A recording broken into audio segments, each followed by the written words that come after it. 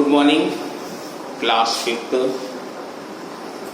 आज हम आपको हिंदी सेकंड पढ़ाएंगे। हिंदी सेकंड का तीसरा लेसन।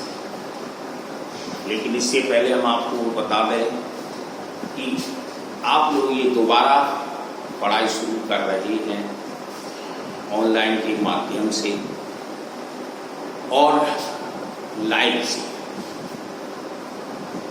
लेकिन आप लोगों में इंटरेस्ट नहीं आया है अभी। मैं आपसे फिर से कह रहा हूं, जब आप इंटरेस्ट लेंगे तो अवश्य आएगा।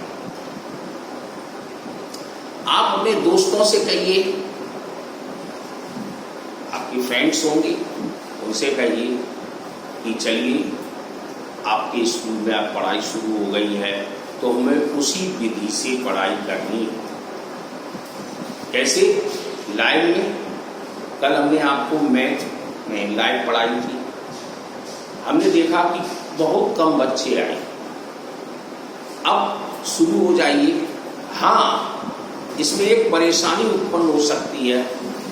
आपको कोई दिक्कत अगर लग रही है तो आप उस परेशानी को दूर करने के लिए स्कूल में आए, अपने मोबाइल को लाएं। अगर कोई मोबाइल से नंबर नहीं जुड़ा है या आपके पास नहीं आ रहा है तो आप यहाँ पर आके अपने नंबर को ऐड करा दीजिए।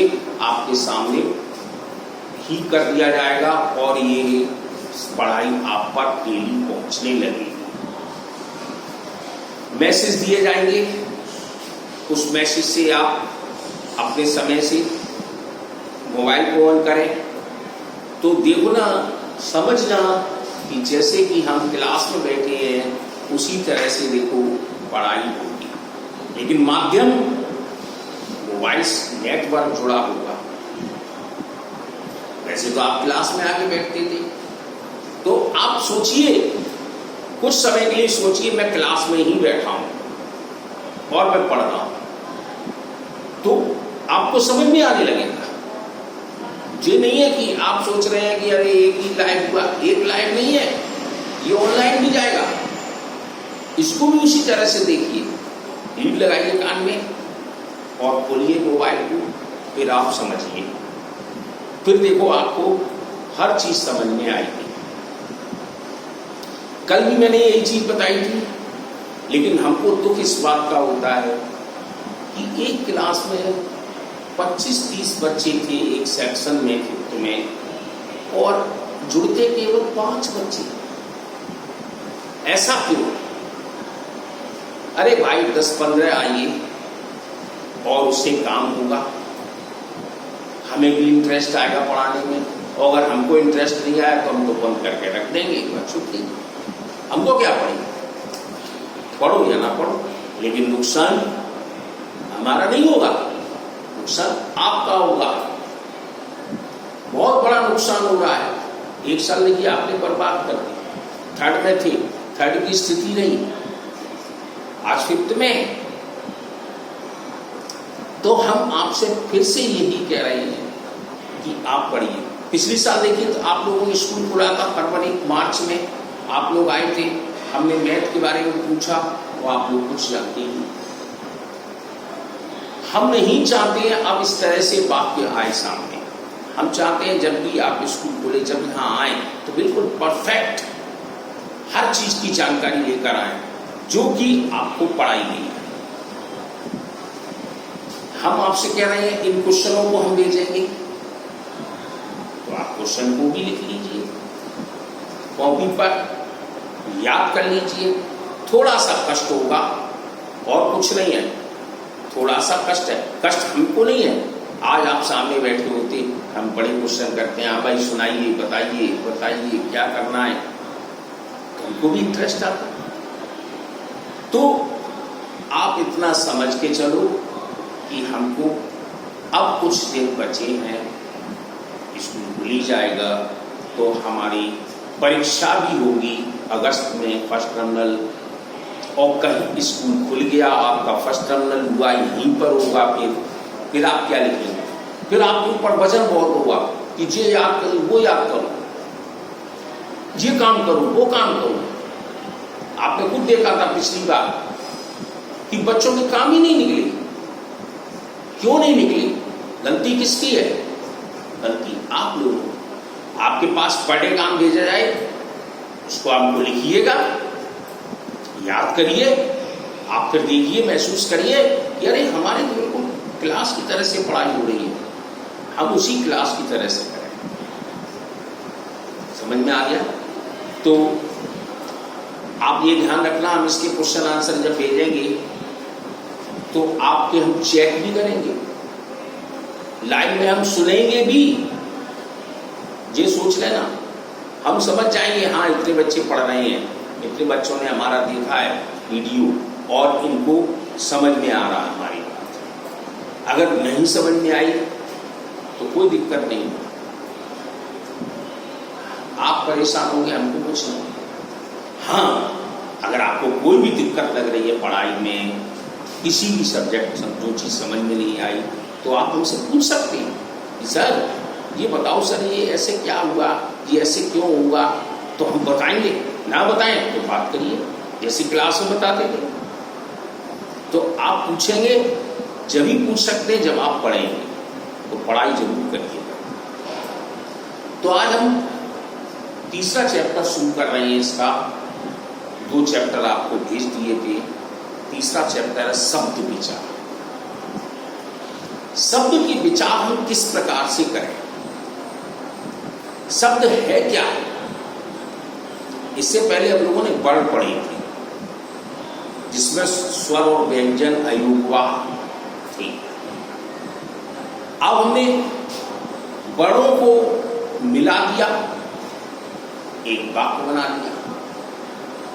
जैसे कि क, म, ल, 3 वर्ण ले लिए, 3 वर्णों को मिला दिया तो कमल बन गया। स, अड़ और का 3 फिर मिला दिए तो सड़क बन गया। तो ऐसे शब्द जो वर्णों के मेल से बनते हैं वो शब्द कहलाते हैं। यही आपकी परिभाषा है इसका। शब्द को 4 भागों में बांटा गया, इनके आधार बनाए गए हैं वाक्य रूप में। तो हम बुक से स्टार्ट करते हैं। आप देख सकते हैं कि विद्यालय बना है, तो कैसे बनाया गया है। पौधा है, सूरज है, तो क्या बनाया गया।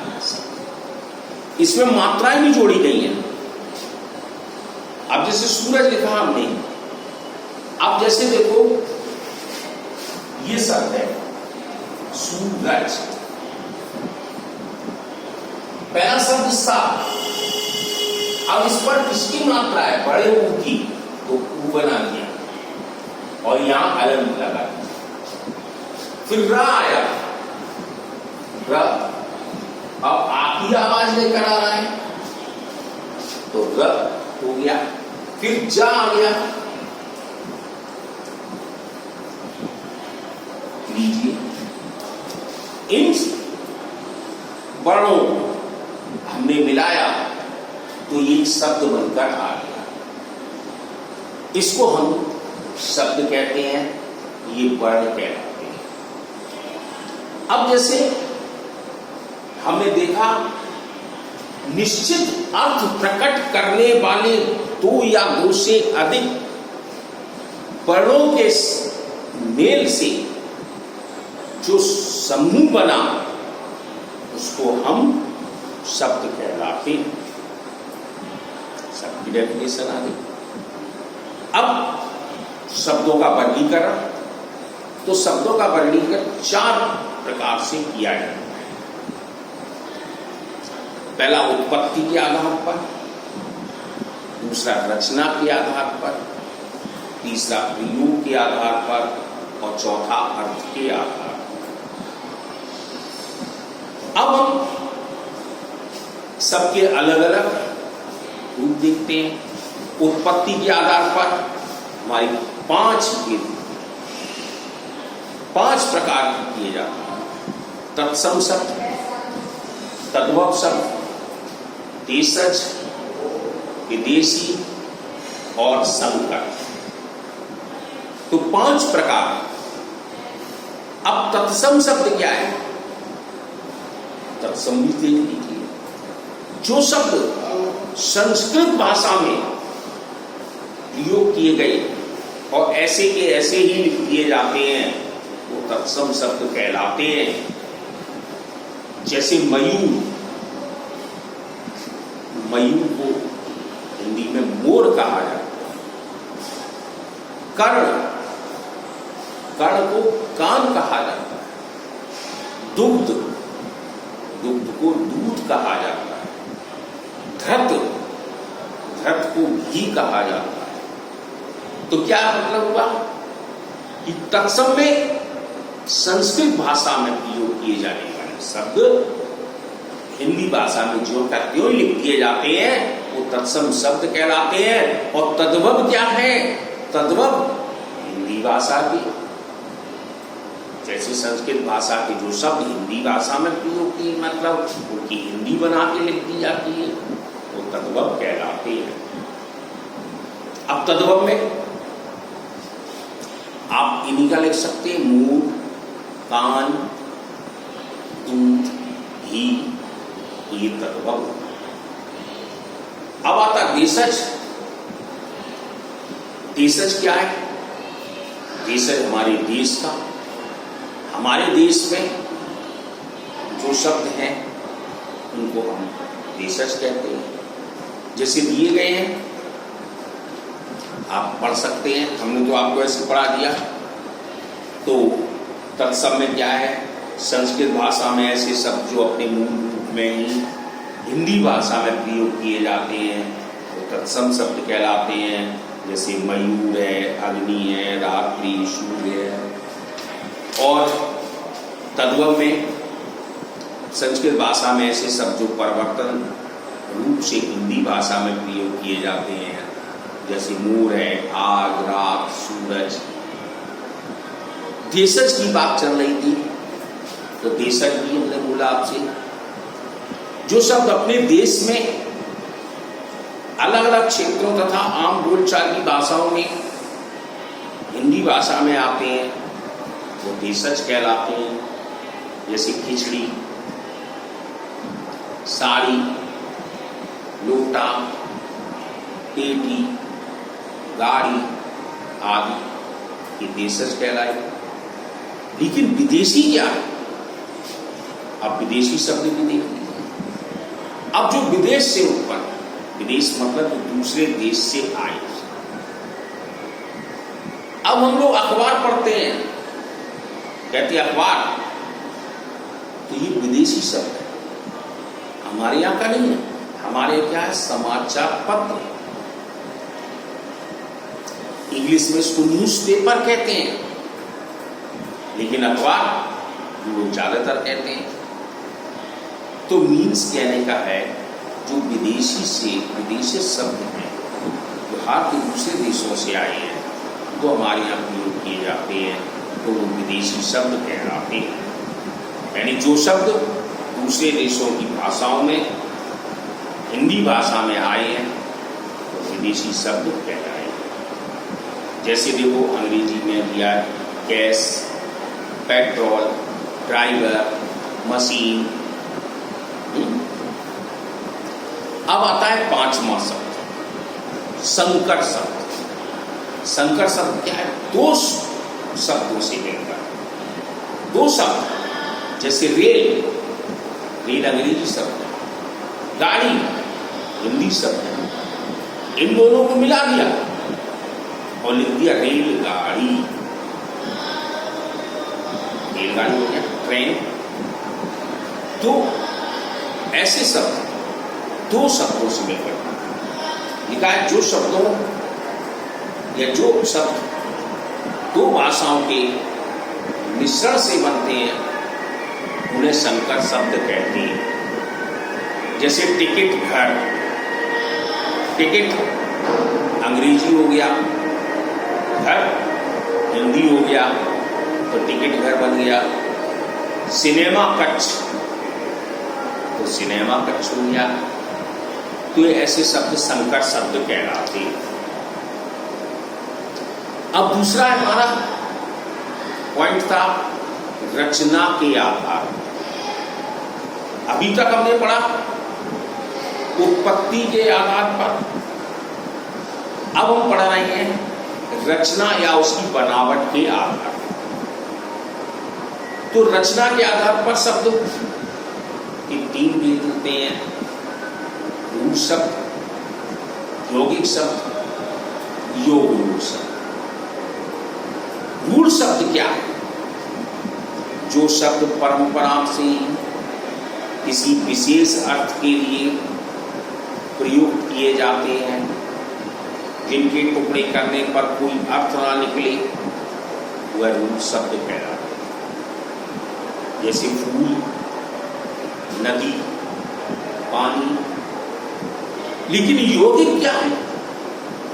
जो शब्द दो या दो से अधिक शब्दों से मिलकर बनते हैं, उन्हें यौगिक शब्द कहते हैं। जैसे पाठशाला,